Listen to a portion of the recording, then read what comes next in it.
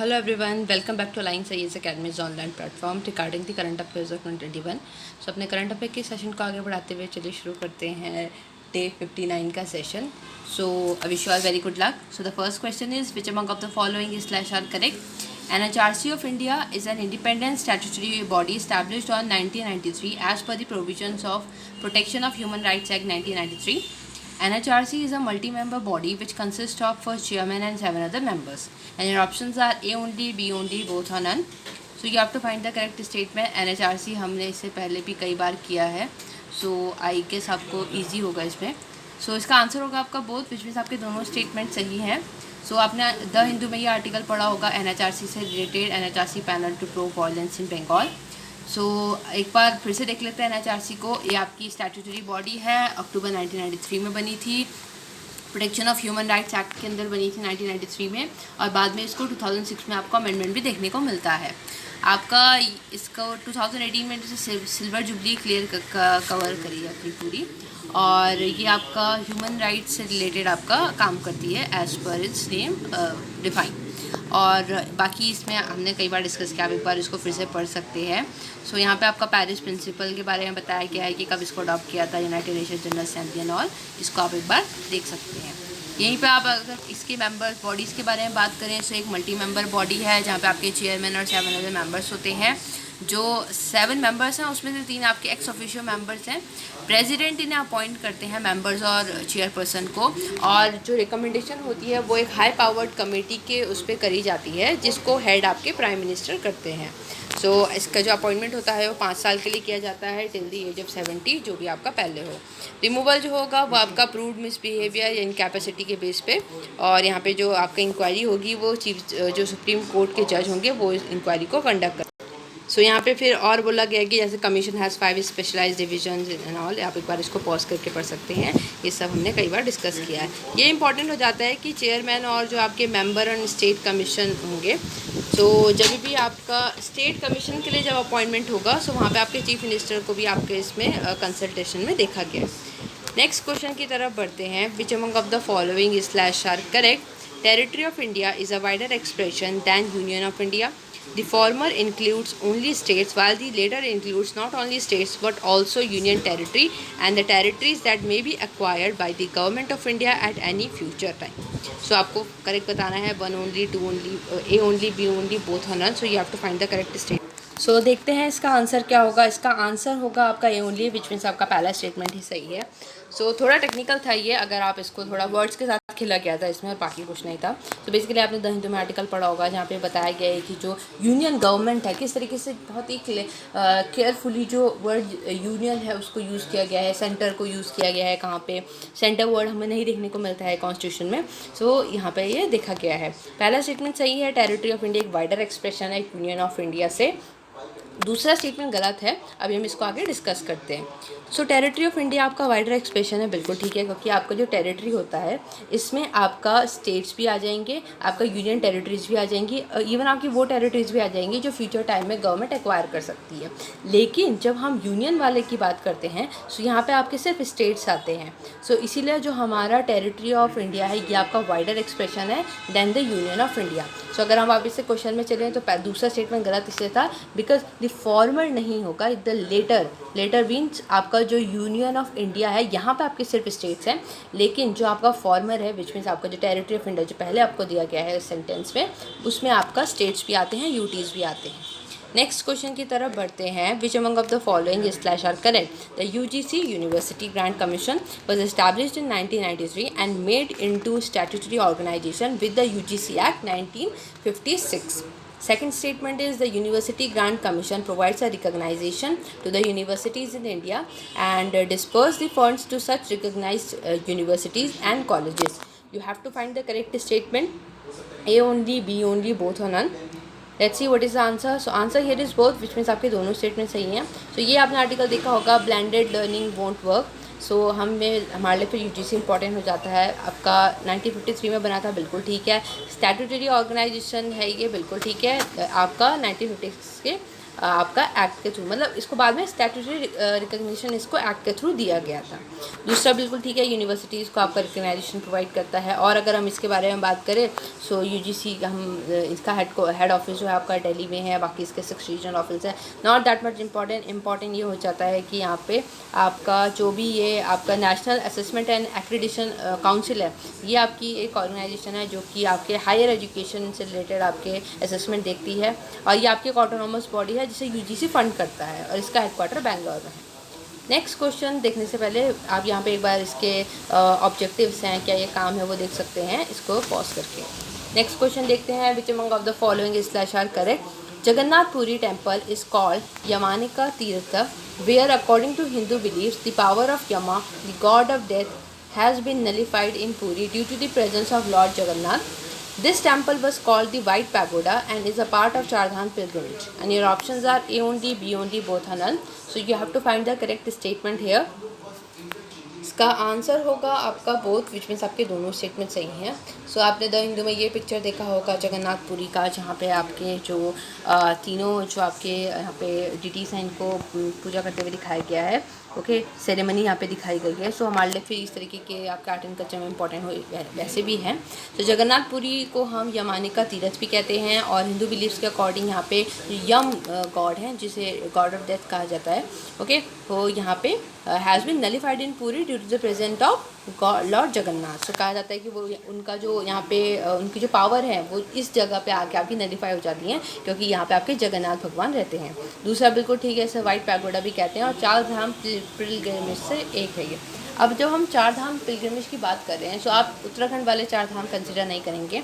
आपके बेसिकली चारों दिशाओं में आपके 4 धाम स्टैब्लिश करे गए थे। सो आपका अगर हम ऊपर की तरफ को देखें तो बद्रीनाथ धाम देखा गया था, नीचे की तरफ आपको रामेश्वरम दिखा गया था।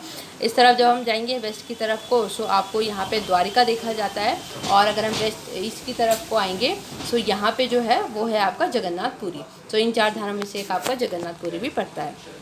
यही बातें यहाँ पे लिखी गई हैं, आप इसको एक बार पॉज करके पढ़ सकते हैं कि आपका यहाँ पे 4 गेट हैं टेंपल में। ओके, एक आपका सिंह द्वार है, फिर एक आपका अश्व द्वार है, फिर एक आपका व्याघ्र द्वार है, फिर एक आपका हस्ती द्वार है।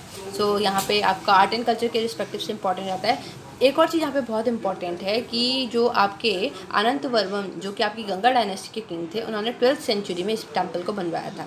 सो आपके लिए इंपॉर्टेंट हो जाता है कि ये इस पीरियड का टेंपल है और इसको किसने बनवाया था। एंट्रेंस जो है इसका, जो अरुण स्तंभ है या सन पिलर है, ये आपका originally at the sun temple in the Konark. So यहाँ पे इससे भी इसको रिलेशन देखने को मिलता है।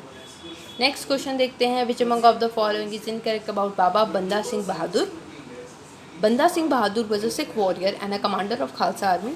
He established a monastery at Naned on the bank of river Godavari, where in 1708 he became the disciple of Guru Gobind Singh, who gave him the new name Banda Bahadur. He came to Khanda in Sonipat and assembled a fighting force and led the struggle against the Mughal Empire. And the last is none of the above. So you have to find the correct statement. Incorrect statement. So let's see what is the answer. Answer here is none of the above, which means आपके सारे statement सही हैं। So आपने ये देखा होगा the Hindu में आपका उनका 305 आपका एनिवर्सरी था बाबा बंदा सिंह बहादुर का। ओके, सो फिर हमारे लिए हिस्ट्री के पर्सपेक्टिव से तो इम्पॉर्टेंट है ये। बंदा सिंह बहादुर जो थे वो आपके सिख वॉरियर थे खालसा आर्मी से। इन्होंने आपका एक मोनेस्ट्री भी इस्टेब्लिश की थी गोदावरी के बैंक पे 1708 में, और ये आपके गुरु गोबिंद सिंह जी के आपके डिसाइपल भी थे, और उन्होंने ही इन्हें बंदा बहादुर नाम दिया था। यहाँ पे लास्ट स्टेटमेंट भी इसमें सही है जो सी वाला है। इसके अलावा आप और स्टेटमेंट्स यहाँ पे देख सकते हैं उनके बारे में कि इन्होंने मुगल आर्मी को कैप्चर किया। He was captured by Mughal army and torture to death in 1715 to 1716। Okay, और मुगल से जो उनके क्लैशेस थे उनके बारे में भी यहाँ पे देखने को मिलता है। After establishing his authority Khalsa rule in Punjab, he abolished zamindari system and granted property right to the tillers of the land. So यहाँ पे आप देख सकते हैं कि किस किस उसमें ये इन्वॉल्व थे। इनका जो आपका नाम था वो माधव सिंह भी आपको देखने को मिलता है। ओके, और लक्ष्मण देव इनका जो जब ये पैदा हुए थे तो इनका नाम जो लक्ष्मण देव यहाँ पे देखने को मिलता है एक और। सो यहाँ पे आपको टाइम पीरियड भी इसमें देखने को मिल रहा है। नेक्स्ट क्वेश्चन देखते हैं, which among of the following is incorrect. Electoral trust is a non profit organisation formed in the India for orderly receiving of the contribution from any person. The scheme was notified by the Central Board of Direct Taxes. These electoral trust companies are allowed to accept the contribution from the foreign citizen or companies. The trust shall also maintain a list of persons from whom the contribution have been received and to whom the same have been distributed. You have to find the incorrect statement. So the answer here is C, which means आपका third statement गलत है. So electoral trust आपने newspaper आज जब आप analysis पढ़ते होंगे या फिर जब आप न्यूज़पेपर इंडियन एक्सप्रेस भी पढ़ रहे होंगे तो आपने वहाँ पे देखा होगा. सो पहला बिल्कुल ठीक है, ये एक नॉन प्रॉफिट ऑर्गेनाइजेशन है, ओके, जो कि कॉन्ट्रीब्यूशंस को रिसीव करती है. दूसरा बिल्कुल ठीक है, ये आपका central board of direct tax के अंदर नोटिफाई करी गई स्कीम है. तीसरा गलत इसलिए हो जाता है क्योंकि फॉरेन सिटीजन्स को यहाँ पे कॉन्ट्रीब्यूशन एक्सेप्ट करना अलाउड नहीं है. लास्ट बिल्कुल ठीक है, या एक लिस्ट मेंटेन करते हैं कि कौन कौन रिसीव कर सकता है. यहीं पे आप देख सकते हैं इनके ऑब्जेक्टिव में से. तो objective is to lay down a procedure for grant approval to electoral trust which will receive voluntary contributions की यहाँ पे बात करी गई है, ध्यान रखिएगा. सो इलेक्टोरल ट्रस्ट को आप इलेक्टोरल बॉन्ड से कंफ्यूज मत करिएगा, दैट इज़ डिफरेंट थिंग, और ये अलग चीज़ है. और आपका एक solo object of the electoral trust is to distribute the contributions receive by it to political parties registered under article section 229A of RPA 1951. So जो भी पार्टीज़ आपके सेक्शन 29A के अंदर RPA एक्ट में रजिस्टर्ड है वहाँ पे ये इनको रिसीव करेंगे. और इम्पॉर्टेंट फॉरेन सिटीजन्स को यहाँ पर अलाउ नहीं किया गया है. अब जो जिनको अलाउ किया गया है तो उनके लिए कुछ क्राइटेरिया हैं. तो यहाँ पे होगा the individual who is a citizen of India, company which is registered in India, firm or Hindu undivided family और एसोसिएशन ऑफ पर्सन और a body of individual resident in India. So ये वॉलंटरी कंट्रीब्यूशन रिसीव कर सकते हैं. Next question देखने से पहले आप एक बार इसको देख सकते हैं ये कैसे काम करता है. सबसे पहले क्या होगा कि आपका नोटिफाई बैंक चूज़ करा जाएगा, फिर वो आपका इलेक्टोरल बॉन्ड्स को इशू करेगा. फिर आपके इलेक्टोरल बॉन्ड्स के बारे में बात करी गई है किस तरीके से यहाँ पे इलेक्टोरल बॉन्ड्स काम करते हैं. हम इलेक्टोरल ट्रस्ट के बारे में बात कर रहे थे. फिर ये जो डोनर होगा ये बॉन्ड्स को आपका बाई करेगा. फिर ये आपका जो bonds by the donor give the party his or her choice the bond within the specified time frame and then the party deposit the bond in an account and details for which the election commission. So वो जो हम पीछे discuss करते हैं that was electoral trust, और ये आपका electoral bond के बारे में एक आपका ब्रीफ एक बार फिर से बता दिया गया है. नेक्स्ट क्वेश्चन देखते हैं. which among of the following slash are incorrect with respect to Peter Pan syndrome? Peter Pan is a carefree young boy who never grew up. This syndrome has not been recognized by WHO as a health disorder. सो यहाँ पे आपको बताना है correct statement बताना है. सो आपका अगर जो पहला वाला स्टेटमेंट है ये सिंड्रोम से रिलेट करके ही पूछ रहे हैं वो, सो आप इसको कंफ्यूज मत करिएगा, इनकरेक्ट बताना है. आंसर होगा इसमें नन, विच मीन्स आपके दोनों स्टेटमेंट सही है. सो पीटर पैन सिंड्रोम की अगर हम बात करें सो ये 1990s में आपका ये एक सिंड्रोम नाम दिया गया था एक फिक्शनल कैरेक्टर पे, जिस कैरेक्टर का नाम आपका पीटर पैन था. तो जो पहला स्टेटमेंट है कि Peter Pan is a carefree young boy who never grew up, so ये कंडीशन है जो यहाँ पे बता रखी है. मैं वही बोल रही हूँ, एज सच आपको इस तरीके का तो दिखेगा नहीं एग्जाम में, बट अगर आपको पता है कि ये किससे रिलेट करता है और आपको कंडीशंस पता हैं डिजीज़ से रिलेटेड, सिंड्रोम से रिलेटेड, सो आप रिलेट कर सकते हैं. सो उस जो फिक्शनल कैरेक्टर में बॉय था पीटर पैन, सो उसको ये बीमारी थी कि like he was carefree young boy who never grew up. So वो बड़ा नहीं होते थे. तो बड़ा नहीं होने का मतलब इसमें है क्या, यहाँ पे बड़े नहीं होने का मतलब ये है कि ये एक तरीके का आपका सोशियो फिजियोलॉजिकल फिनोमिना है जहाँ पे आपका जो बॉडी है वो तो बड़ी होती है but it's appears to be more among the young man.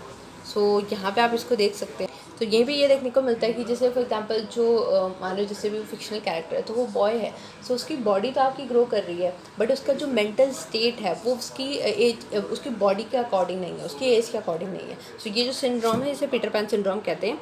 और इसको इंपॉर्टेंट इसलिए क्योंकि WHO ने इसको रिकॉग्नाइज नहीं करा है अभी तक. Okay, so it could affect our daily routine relationship, ये सब इसके आपके इफेक्ट्स के बारे में बता रखा है. आप इसको एक बार पढ़ सकते हैं. इंपॉर्टेंट आपके लिए ये है कि ये आपका एक मेंटल कंडीशन है. दूसरा इंपॉर्टेंट है कि WHO ने इसे रिकॉग्नाइज नहीं करा है.